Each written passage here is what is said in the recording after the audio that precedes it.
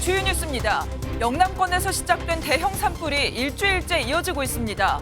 지금까지 26명이 숨지고 천연고찰이 소실되는 등 피해가 속출하는 가운데 불길은 강원 동해안과 부산 기장까지 위협하고 있습니다.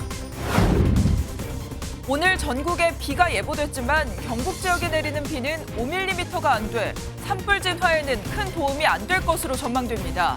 비가 그치면 건조한 북풍이 내려와 산불을 키울 수 있다는 우려가 나옵니다. 이재명 더불어민주당 대표의 선거법 위반 항소심 재판부가 1심 판결을 뒤집고 무죄를 선고했습니다. 국민의힘은 사법부가 정치 성향에 맞춰 재판을 했다며 반발했고 이 대표는 재판부에 감사드린다고 밝힌 뒤 산불 현장을 찾았습니다. 헌법재판소는 어제도 윤석열 대통령 탄핵심판 선고기일을 발표하지 않았습니다. 오늘 일반 사건 40건에 대한 정기 선고가 예정된 점을 고려하면 이번 주 탄핵심판 선고는 어려울 것이란 관측이 나옵니다. 시청자 여러분 안녕하십니까? 오늘 저희 뉴스는 밤사이 들어온 산불 소식부터 자세히 전해드리겠습니다. 오늘로 일주일째 이어지고 있는 대형 산불로 모두 26명이 숨지고 26명이 다치면서 인명피해가 속출하고 있습니다. 건조한 날씨 속 강한 바람을 타고 산불은 이제 강원도와 부산까지 위협하고 있습니다. 사상 최악의 산불 피해가 우려됩니다.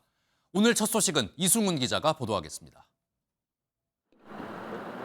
산등성이에 불길이 치솟고 있습니다. 산불 진화대가 연기가 자욱이 피어오르는 방향으로 연신 물줄기를 뿌립니다. 밤에도 사그라질 줄 모르는 화마와 사투를 벌이는 장면입니다. 경남 산청 지역에서 시작된 동시다발 대형 산불이 일주일째 이어지고 있습니다.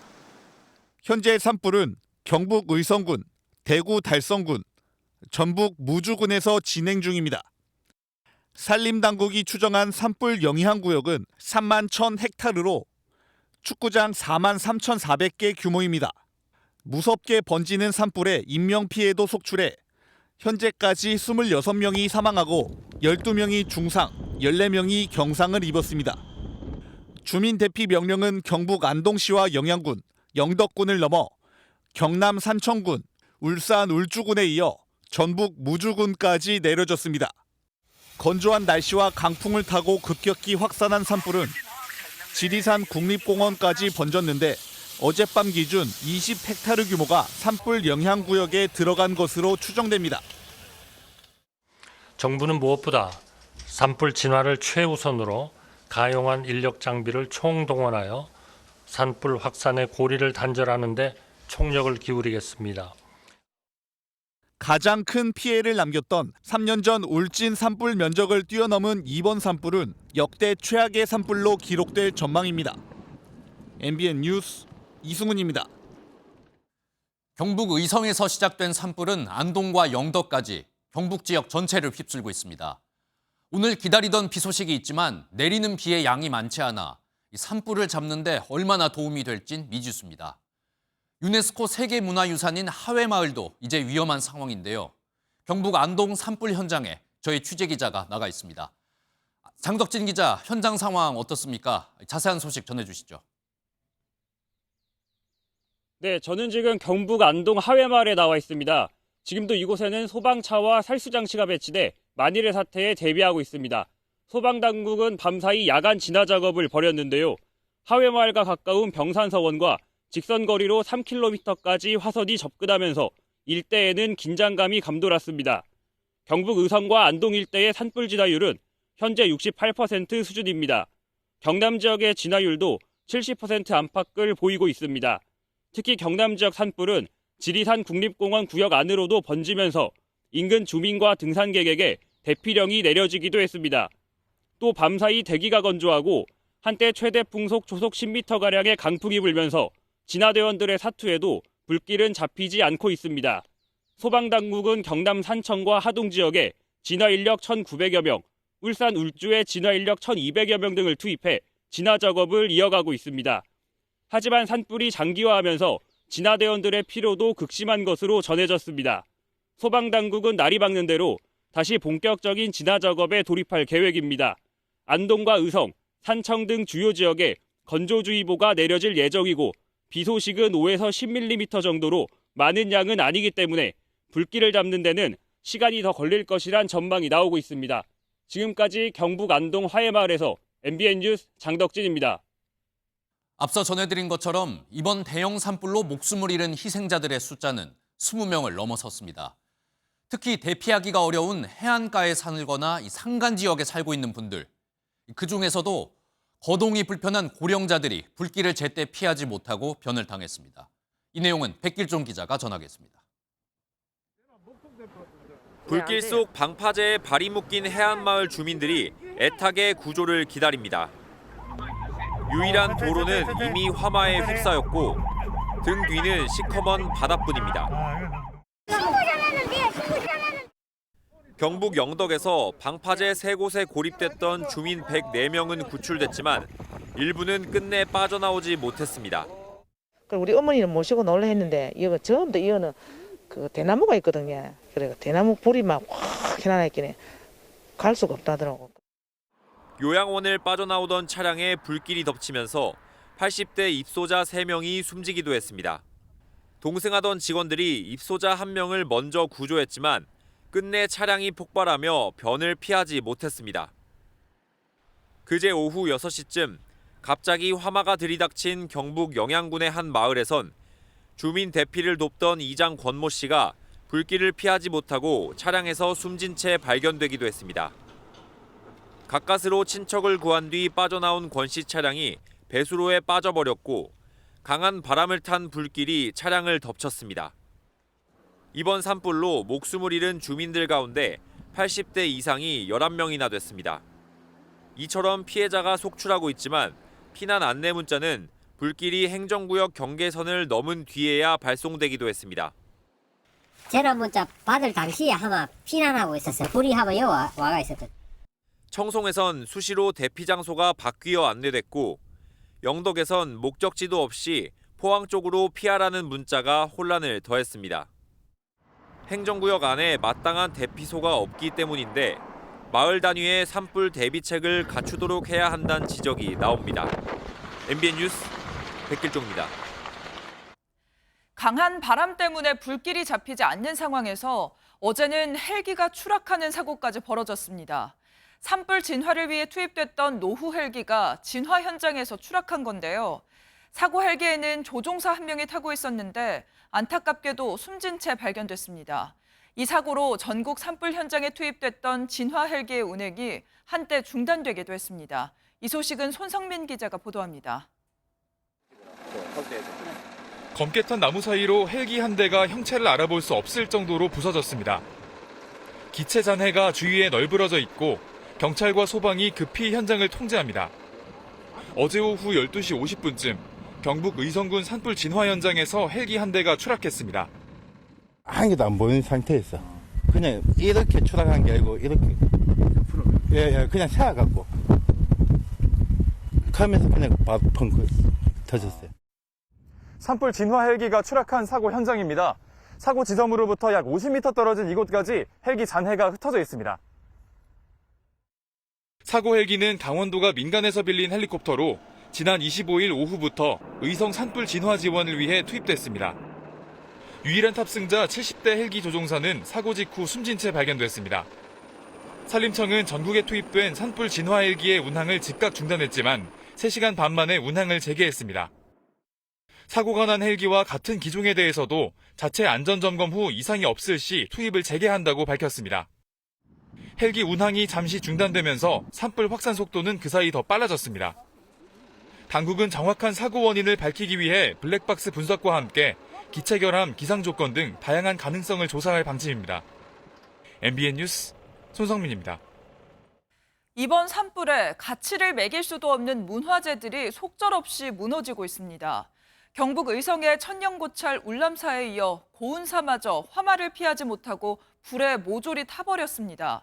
그나마 세계문화유산인 안동 하회마을은 주변 숲에 하루 종일 물을 뿌려가며 가까스로 지켜냈습니다. 노아린 기자의 보도입니다.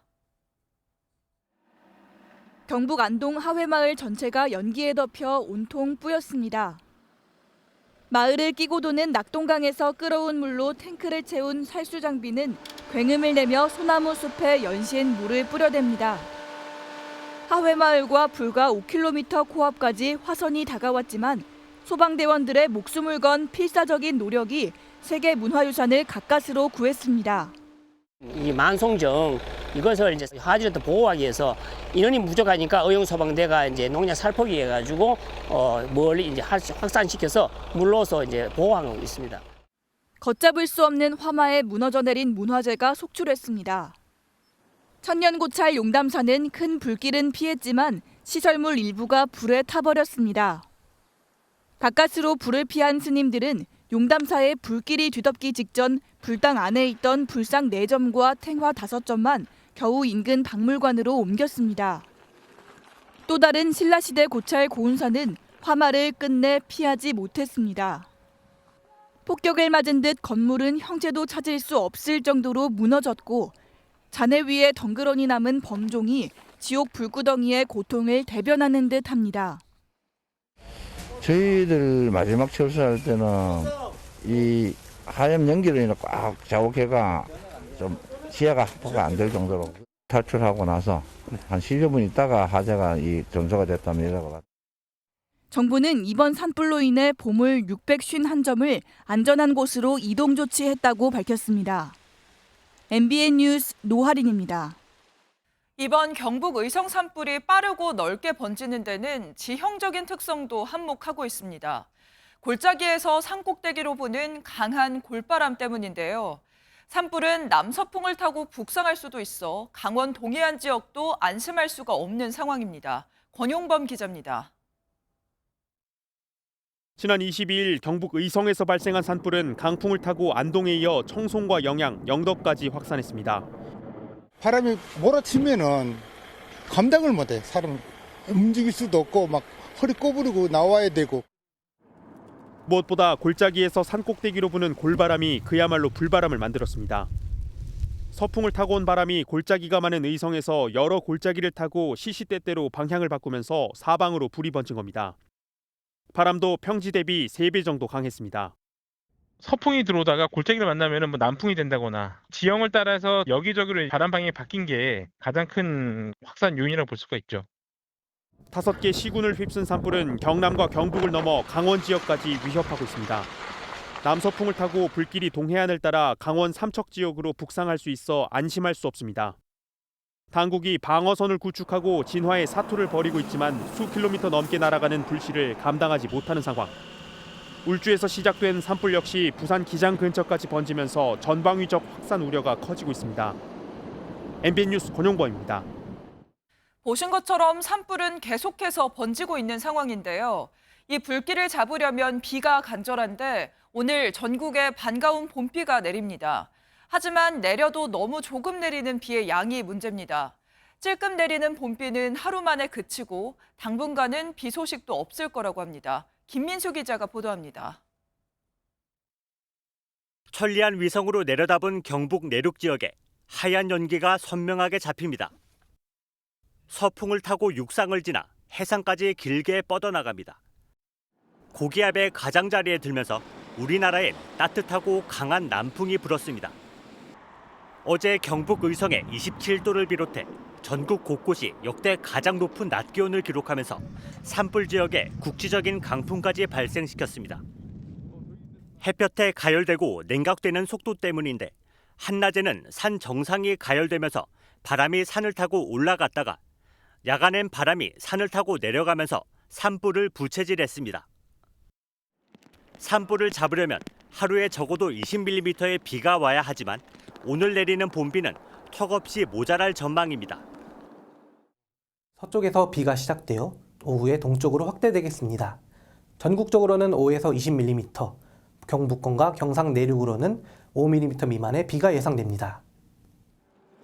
토요일엔 아침 기온이 영하권으로 떨어지겠지만 건조한 북풍이 내려오는 거라 가뜩이나 메마른 대지에 습기를 말릴 것으로 보입니다. MBN 뉴스 김민수입니다.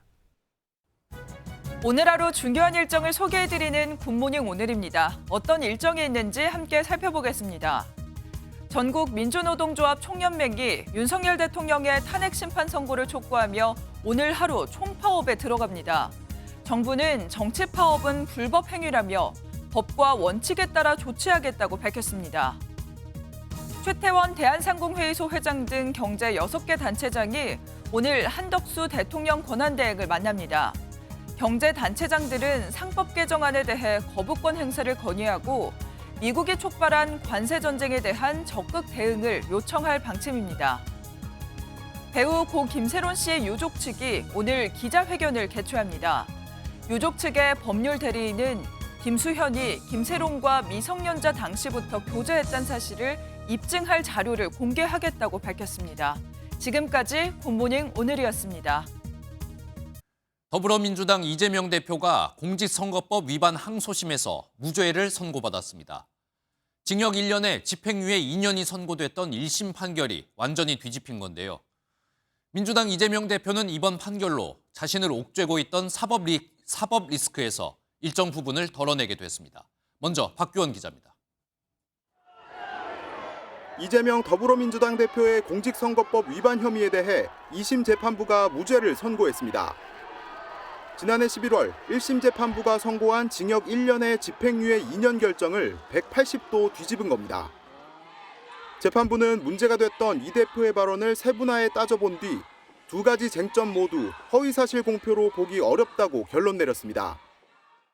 고 김문기 성남도시개발공사 1처장 관련 발언의 경우 김 씨와 골프를 치지 않았다는 발언을 유죄로 판단한 1심의 결정을 파기했습니다. 이 대표의 발언에 허위성을 인정하기 어렵다는 설명입니다. 두 번째 쟁점인 2021년 경기도 국정감사에서 백현동 용도 변경에 국토교통부의 협박이 있었다는 발언에 대해서도 1심과 달리 무죄로 결론을 내렸습니다. 당시 국토부로부터 받았던 압박감을 과장한 표현일 수는 있지만 이 역시 허위로 보기는 어렵다는 겁니다. 1심에서 피선거권 박탈형을 받았던 이 대표가 2심에선 무죄 판결을 받아내면서 이 대표의 대권 가도에도 청신호가 켜지게 됐습니다. MBN 뉴스 박규원입니다. 지금부터는 이번 법원의 무죄 판결에 대해서 하나하나씩 자세히 짚어보겠습니다.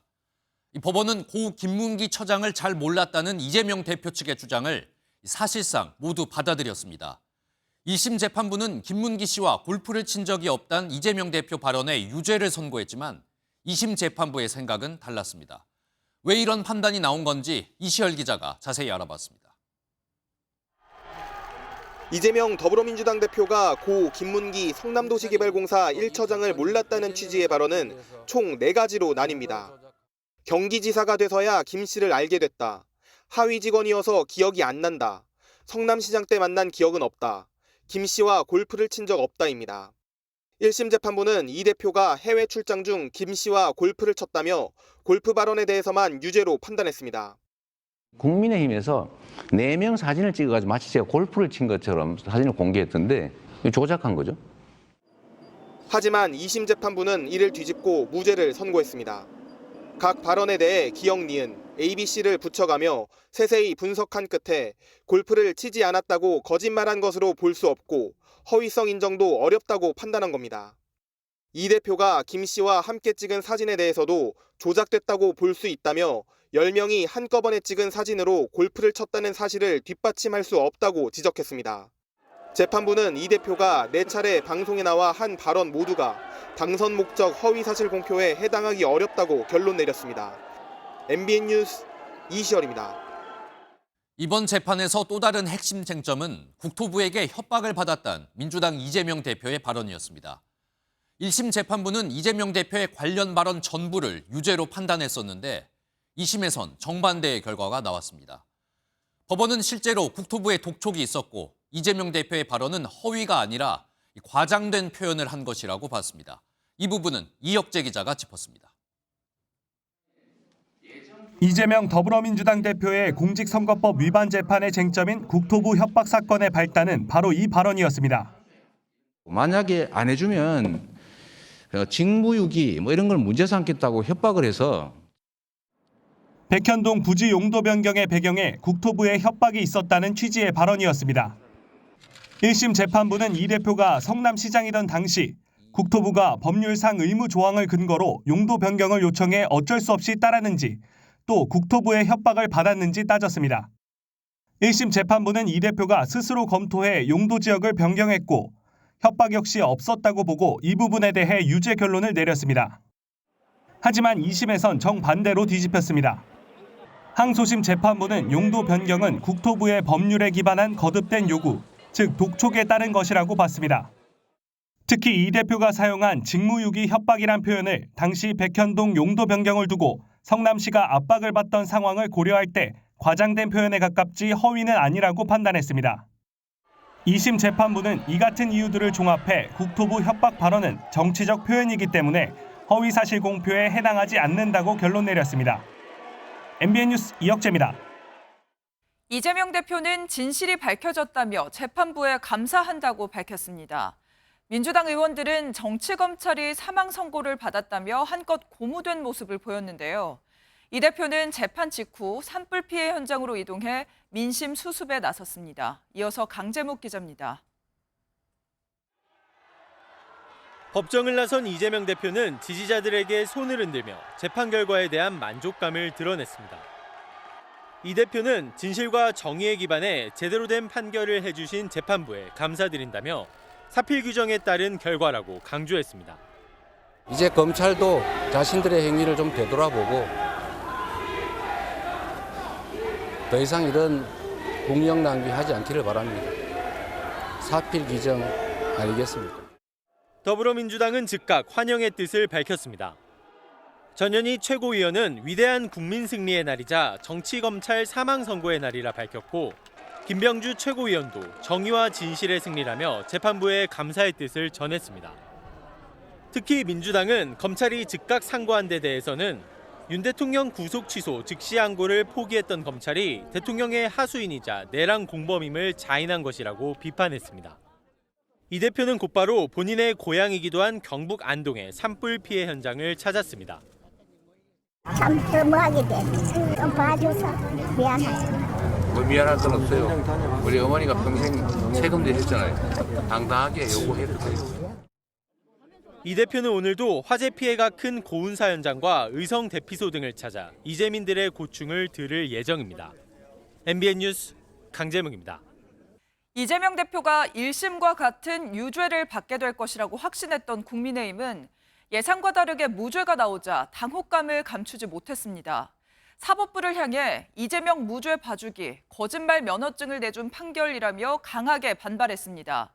그러면서도 이재명 대표에게는 여전히 정과 사범, 8개 사건, 12개 혐의, 5개 재판이라는 꼬리표가 남아있다며 대법원에서 정의가 바로잡힐 것이라고 강조했습니다. 정태진 기자입니다. 법원이 2심에서 이재명 대표에게 무죄를 선고하자 국민의힘은 당혹감을 감추지 못했습니다. 대단히 유감스럽고 항소심 법원의 논리를 잘 이해할 수가 없어요. 바로 잡혀야 된다 이렇게. 합리적인 상식을 가진 법관이라면 이런 판결을 내릴 수 없다며 다소 격앙되기까지 했습니다.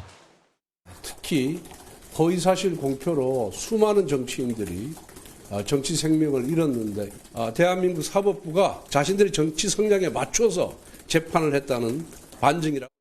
여당 의원들도 허위사실 공표죄 자체를 사문화하려는 것, 대한민국 사법사의 오욕으로 남을 것이라고 비난을 쏟아냈습니다. 정치 테러 행위다. 대한민국 사법 좌파 카르텔. 야, 이 정도로 뿌리가 깊은가. 여권 잠룡들도 일제히 반발했습니다.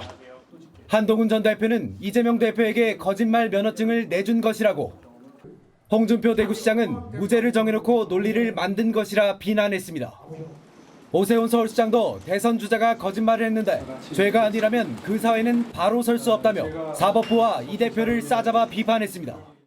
이재명 대표가 무죄를 받았다고 해도 저는 이번 대선에 나오면 안 된다고 생각합니다. 국민의힘은 이 대표에겐 전과 사범이라는 꼬리표가 여전히 남아있다며 대법원에서 정의가 바로 잡힐 것이라고 밝혔습니다. MBN 뉴스 정태진입니다. 한편 윤석열 대통령의 탄핵 심판 선고일은 아직도 감감무소식입니다. 이번 주는 이른바 슈퍼위크라고 불리면서 한덕수 국무총리 탄핵 심판, 이재명 선거법 위반 항소심에 이어 윤 대통령 선고까지 진행될 거란 전망이 나왔었는데요. 한 총리와 이 대표 재판은 모두 끝이 났지만 헌법재판소는 어제도 윤 대통령 선고기일을 발표하지 않았습니다. 윤 대통령 선고는 언제쯤 날지 최희지 기자가 알아봤습니다. 윤석열 대통령의 탄핵 심판 선고를 앞두고 변수로 언급됐던 굵직한 두 재판이 모두 끝났습니다. 지난 월요일 한덕수 국무총리의 탄핵 심판은 기각됐고 이재명 더불어민주당 대표의 선고법 항소심 재판도 무죄로 결론이 났습니다. 특히 이 대표 선고일인 어제는 고교 3학년 모의고사와도 겹쳐 같은 날 윤 대통령 선고가 잡히긴 어려울 것이란 예측이 많았습니다. 앞서 언급됐던 두 재판 선고가 나온 만큼 헌법재판관들이 윤 대통령 탄핵 심판도 곧 결론을 낼 거라는 전망이 나옵니다. 평의가 다 성숙해갖고 판결만 하는 단계까지 이르렀다라고 한다면 한 일주일 정도 내에서 어떤 날이 할까 이렇게 고려는 할 수 있어 보이거든요. 하지만 일각에선 헌재 재판관들 사이에서 아직 일부 쟁점을 놓고 이견이 좁혀지지 않아 시간이 더 필요하다는 관측도 여전합니다. 일단은 재판관들 사이에 있어서 합의가 형성되지 못했다. 헌재가 어제까지 선고 일정을 밝히지 못한 것도 당장 일정을 잡기에는 어려운 상황인 걸로 보입니다. 그럼에도 재판관 2명의 퇴임이 오는 4월 18일로 예정된 만큼 늦어도 퇴임 전에는 결론이 날 걸로 보입니다. MBN 뉴스 최희지입니다. 윤석열 대통령의 탄핵을 촉구하던 전국 농민회 총연맹 소속 트랙터 한 대가 서울 광화문에서 발견됐습니다. 법원의 집회 제한 통고 결정에 따라 경찰은 곧바로 견인을 시도했지만 농민들이 반발하면서 대치 상황은 15시간이 넘게 이어졌습니다. 박혜빈 기자의 보도입니다. 서울 광화문 인근 왕복 6차선 도로가 집회 참가자들로 가득 찼습니다. 도로 한편에는 트랙터 한 대가 서 있고 경찰차 3대가 트랙터의 앞뒤 옆을 가로막았습니다.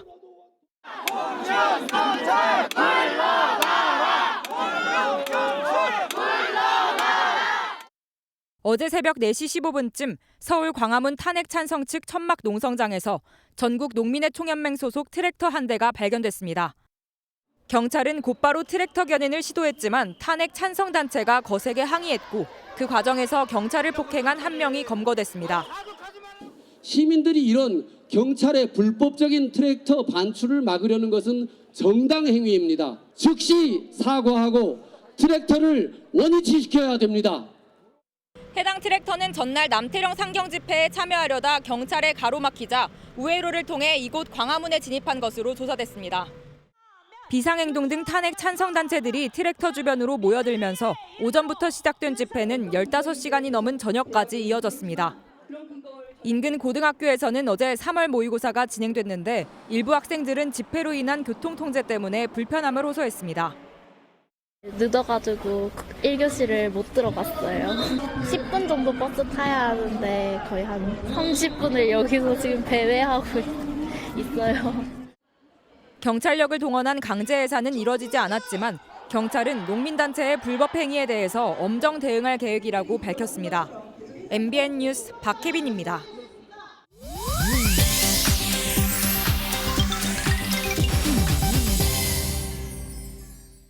인터넷에선 어떤 소식들이 화제일까요? 인터넷 와글와글입니다.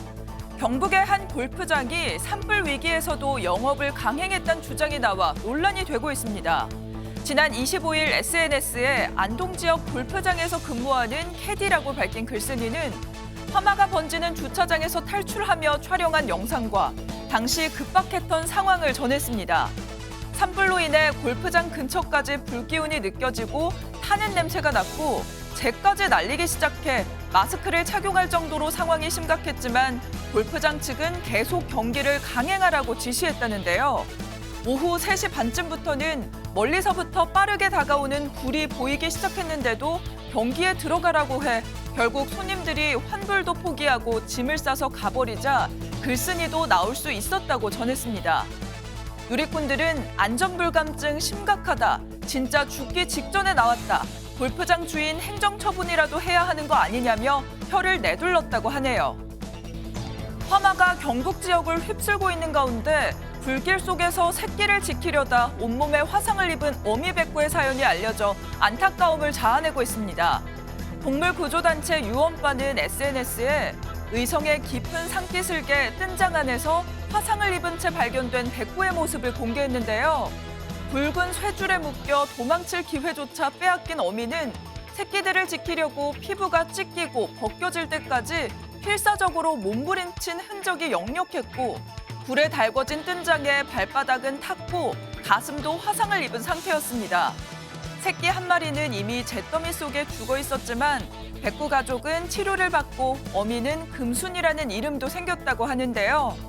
누리꾼들은 목줄이라도 풀어주고 애들이 도망칠 수 있게 해야 하는 거 아니냐, 인간이 미안하다, 제발 치료가 잘 되길, 오정은 정말 대단하다 등의 반응을 보였습니다. 가수 이명웅 씨가 세금 체납으로 자택이 한때 압류됐다 해제된 사실이 뒤늦게 알려졌습니다. 가요계에 따르면 이명웅 씨는 지방세를 체납해 지난해 10월 마포구청으로부터 합정동 소재 펜트하우스를 압류당했는데요. 압류는 석 달이 지난 1월에 말소됐습니다. 소속사는 아파트 우편함이 출입구가 아닌 3층에 위치해 우편물을 확인하지 못해 지방세 고지서를 수령하지 못하고 납부가 늦어졌고 현재는 압류가 해제된 상태라고 해명했는데요. 그러면서 세심히 살피지 못한 점에 대해 깊이 사과드린다는 입장을 전했습니다. 인터넷 와글와글이었습니다. 30대 오토바이 운전자의 목숨을 앗아간 서울 명일동 땅꺼짐 사고에서 새로운 사실이 드러났습니다. 싱크홀이 발생한 사고 현장의 위험성을 정부가 미리 알고 있었다고 합니다. 이곳은 정부가 지정한 94곳의 고위험 구간 중 한 곳이었다고 하는데요. 작년 말엔 특별 점검까지 했다는데 제대로 관리를 하고 있었던 건지 의문이 일고 있습니다. 이혁근 기자입니다. 지난해 8월 서울 연희동 도로를 달리던 SUV 차량이 갑자기 땅속으로 사라집니다. 70대 동승자는 심정지 상태로 구조돼 심폐소생술까지 받았고 정부는 2달 뒤 대책을 내놓습니다. 싱크홀 우려가 큰 곳을 고위험 구간으로 선정해 2달가량 특별 점검을 하겠다는 내용입니다. 흙이나 물을 제대로 막고 공사가 진행되는지 확인하고 위법 행위가 적발되면 공사 중지를 포함해 엄정 조치하겠다고 했습니다. 강남 영동대로 지하 공사장 등 모두 94곳이 선정됐는데 이번에 사고가 난 명일동 현장 역시 고위험 구간에 포함됐습니다. 국토교통부는 지난해 11월 고위험 구간으로 지정된 명일동 현장을 정밀 조사했지만 당시 아무 문제를 발견하지 못했습니다. 이번 사고의 원인 중 하나로 지목되는 서울 지하철 9호선 연장을 위한 굴착 공사가 시작되기 한 달 전에 이뤄진 겁니다. 인근 주유소와 꽃집 등에서 도로 균열 등 전조 증상을 호소했지만 조치는 미흡했습니다. 토목공사 관리만 잘하면 되는 거예요. 지금 관리 안 해놓고 지금 부실공사를 해놓고 공무원이나 지금 업자가 다 살아남으려고 괜히 지금 엉뚱하게. 정부는 고위험 구간은 1년에 최소 2차례 조사하는 방안을 검토 중이지만 고위험 구간으로 관리해놓고도 사고를 막지 못했다는 비판은 피하기 어려워 보입니다. MBN 뉴스 이혁근입니다. 조금 전 들어온 소식입니다. 트럼프 2기 행정부가 미국으로 수입되는 외국산 자동차에 25%의 관세를 부과하겠다고 발표했습니다. 지난달부터 공언해온 트럼프의 구상이 현실화된 건데요. 지난해 미국 자동차 수출 규모가 51조 원에 달하는 우리나라도 타격이 불가피해졌습니다. 보도에 이한나 기자입니다. 트럼프 미국 대통령이 미국으로 수입되는 외국산 자동차에 25% 관세를 부과한다고 공식 발표했습니다. We're going to be doing is a 25% tariff on all cars that are not made in the United States.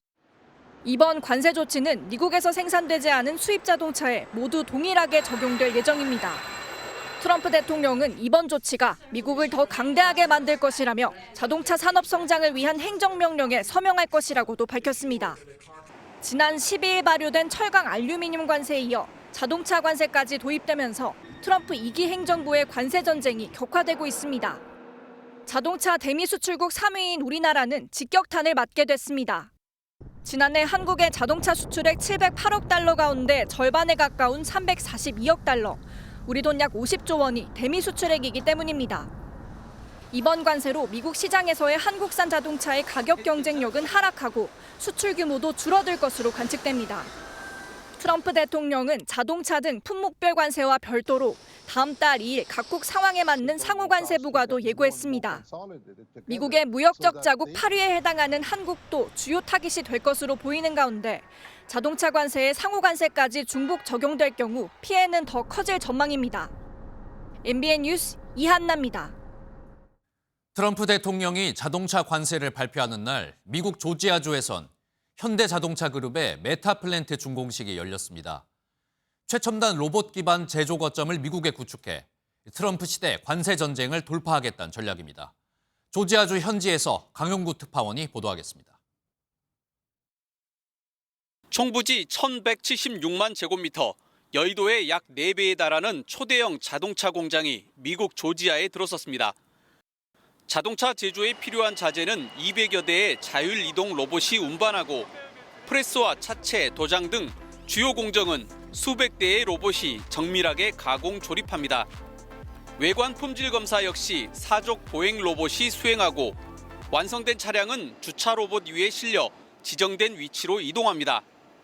AI와 IT, 로봇 기술이 결합한 최첨단 스마트 자동차 공장이 구현된 것입니다. The strongest point here is the technology. I love the technology. Coming from a manual background to so much technology, the robotics is just amazing. It's amazing. 완성차 생산 공장뿐만 아니라 차량의 핵심 부품과 배터리 셀 공장까지 함께 클러스터를 이뤄 연간 30만 대의 완성차를 생산합니다. 기존 엘라바마 공장과 조지아 공장까지 더하면 미국 내에서 연간 100만 대 생산 체계를 갖추게 됐습니다.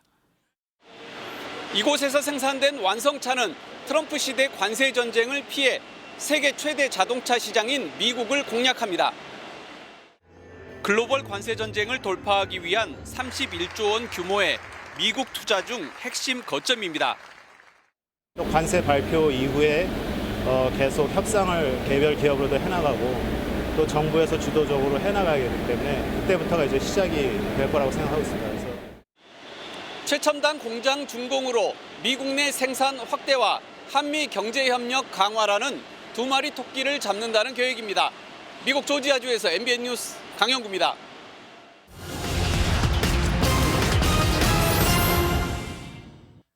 정부가 임대차 입법 개편 논의를 위해 첫 번째 토론회를 열었습니다. 연구자들은 계약갱신 청구권이 도입 취지와는 다르게 세입자에게 불리하게 작용한다고 지적했는데요. 계약 기간을 2+1년에서 다시 +1년으로 쪼개고 임대료 인상 상한을 5%에서 10%로 올리는 방안 등이 제시됐습니다. 지난 1월에 태어난 아기가 약 2만 4천 명으로 3년 만에 가장 많은 숫자를 기록했습니다. 지난해 1월과 비교하면 증가율이 11.6%에 달해 통계 작성 이래 가장 높은 증가율을 보였는데요. 연간 출생아 수 역시 지난해 8,300명이 늘면서 9년 만에 증가했습니다. 우리나라 재계가 대형 산불 피해 지역민들을 위해 성금을 내놓고 있습니다. 삼성그룹은 30억 원을 대한적십자사에 전달하기로 했고 LG와 SK, 현대차, 포스코그룹도 20억 원씩 기부했습니다. 주요 기업들의 모금액은 어제 오후 기준 160억 원을 넘어섰습니다. 지금까지 굿모닝 경제였습니다.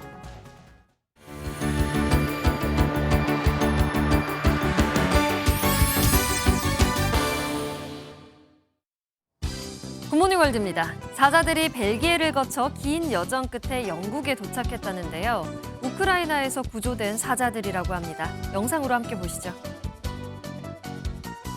전쟁으로 폐허가 된 우크라이나에서 구조된 사자 5마리가 영국 애시퍼드 스마든에 있는 동물보호소에 도착했습니다. 10개월간의 구조작전 끝에 루리, 아마니, 리라, 반다, 유나라는 이름을 가진 사자들이 새 보금자리에서 처음으로 풀을 밟았는데요. 보호소 측은 사자들이 자연 속에서 자유를 만끽하며 건강을 되찾길 기대한다고 밝혔습니다. 전쟁의 상처를 딛고 새로운 삶을 시작한 이 사자들이 평온한 일상을 되찾기를 바랍니다. 이번에도 소중한 생명 하나 구조해낸 이야기입니다. 한 남성이 거센 물살을 가로질러서 고양이를 구해냈다는데요. 페루로 가보겠습니다. 페루 중부 비즈카라 강입니다. 비로 불어난 강물에서 한 남성이 밧줄에 묶인 채 어디론가 향하고 있는데요. 바로 우뚝 솟은 돌 위에 홀로 앉아있는 고양이를 구조하기 위해서입니다. 유속이 빠른 강물에 넘어질까 조심조심 걸어오는 이 남성. 다행히 물에 빠진 듯한 고양이와 함께 무사히 돌아왔네요. 밤하늘에 푸른 나선형 소용돌이가 생겼습니다. 유럽 전역에서 발견된 아름다운 하늘의 모습을 화면으로 만나보시죠. 깜깜한 밤하늘에 푸른색 나선형 무늬가 보입니다. 현지 시각으로 지난 24일 저녁 영국과 프랑스, 노르웨이 등 유럽 전역에서 이 나선형 모양이 목격됐습니다. SNS에서도 해당 영상이 떠돌며 화제가 되기도 했는데요. 영국 기상청은 일론 머스크의 스페이스X 로켓이 발사된 후 생긴 모양이라고 관측했습니다. 로켓에 얼어붙은 배기가스가 대기권에서 회전하면서 햇빛을 반사해 나타난 현상이라는데 신비하면서도 아름답네요. 지금까지 굿모닝 월드였습니다. 내일부터 누구나 전국 주민센터에서 모바일 주민등록증을 발급받을 수 있게 됩니다. 그런데 이 모바일 신분증이 도용되거나 개인정보가 해킹될 가능성은 없는 건지 걱정이 되기도 하는데요. 이 보안이 잘 지켜질 수 있을지 강세현 기자가 알아봤습니다. 우리나라 신분증의 역사는 1950년 시도민증을 시작으로 종이로 된 주민등록증을 거쳐 플라스틱 재질로 바뀌었습니다. 그리고 이제는 모바일 앱으로 열 수 있는 모바일 주민등록증 시대가 열렸습니다. 신분증을 따로 챙길 필요가 없어서 편리하지만 보안이 걱정되기도 합니다. 플라스틱 신분증은 홀로그램으로 위조를 막지만 모바일에서는 합성해서 만든 사진을 보여줄 수 있기 때문입니다. 모바일 주민등록증을 촬영한 사진으로 서류 발급을 시도해봤습니다. 가족관계증명서 발급 가능할까요? 선생님 이거 캡처본은 어려우시고 모바일 신분증 어플 설치해 주셔야 돼요. 원본엔 실시간이 표시되고 배경이 움직이기 때문에 쉽게 위조 사진을 걸러낼 수 있습니다. 모바일 주민등록증 사용자와 사진 정보를 비교하여 도용 여부를 확인하고 움직이는 태국 문양, 지구본 문양의 동적 이미지와 현재 날짜 및 시간 표시를 통해 유의 변조 여부를 확인할 수 있습니다. 그럼 개인정보가 대량으로 유출될 가능성은 없을까? 전문가는 주민등록증 정보는 특정 서버가 아니라 각 사용자의 스마트폰에 보관된다고 설명합니다. 정보를 분산해 안전하게 관리한다는 겁니다. 스마트폰 단말기 안에 안전한 공간인 모바일 신분증 안전지갑에 발급됩니다. 단말기 해킹 등 외부 공격으로부터 사용자의 신원 정보를 보호할 수 있습니다. 행안부는 연내 민간 앱을 통해서도 주민등록증 서비스를 제공한다는 방침입니다. MBN 뉴스 강세현입니다. 담배 냄새도 적게 나고 니코틴도 적게 들었다고 알려진 일회용 액상 전자담배. 피우는 분들 많으시죠? 전자담배가 정말 일반 담배보다는 나을까요? 조사를 해봤더니 이 전자담배에는 일반 담배만큼 니코틴이 많이 들어있었습니다. 청소년들까지 이 전자담배 무방비로 노출돼 있는 것도 큰 문제입니다. 보도에 정설민 기자입니다. 온라인에서 일회용 액상 전자담배를 검색해봤습니다. 과일향이 나고 간편한 데다 니코틴도 안 들어있다고 광고합니다. 일부 제품은 니코틴 함량이 제로라는 시험 결과까지 내걸었습니다. 니코틴가 없고 커피향 나는 것이 피면 그것을 피게 되면은 끊을 수 있다 그래서 또 피워봤는데. 금연을 위해 무니코틴 액상 담배를 찾는 경우가 많은데 실상은 달랐습니다. 소비자원이 니코틴이 없다던 12개 제품을 조사해봤더니 7개 제품에서 니코틴이 나왔습니다. 일반 담배만큼 니코틴이 든 데다 유사 니코틴까지 검출된 제품도 있었습니다. 메틸 니코틴은 니코틴과 유사한 화학 구조를 가진 신종 물질로 급성 중독과 신경 자극 등에 대한 명확한 안정성 자료가 없어 건강에 악영향을 줄 수 있습니다. 문제는 청소년들도 고스란히 노출되고 있다는 점입니다. 액상 담배는 간단한 인증만 거치면 온라인에서 쉽게 살 수 있고 무인 자판기도 곳곳에 생겨나고 있습니다. 일반 담배는 유통이 좀 제한되어 있으니까. 근데 전자담배는 이제 건강에 좀 덜 나쁘다는 편견도 있고. 소비자원은 청소년 유해 표시를 제대로 할 것을 업체에 권고했지만 보다 근본적인 대책이 필요하다는 지적이 나옵니다. MBN 뉴스 정세민입니다.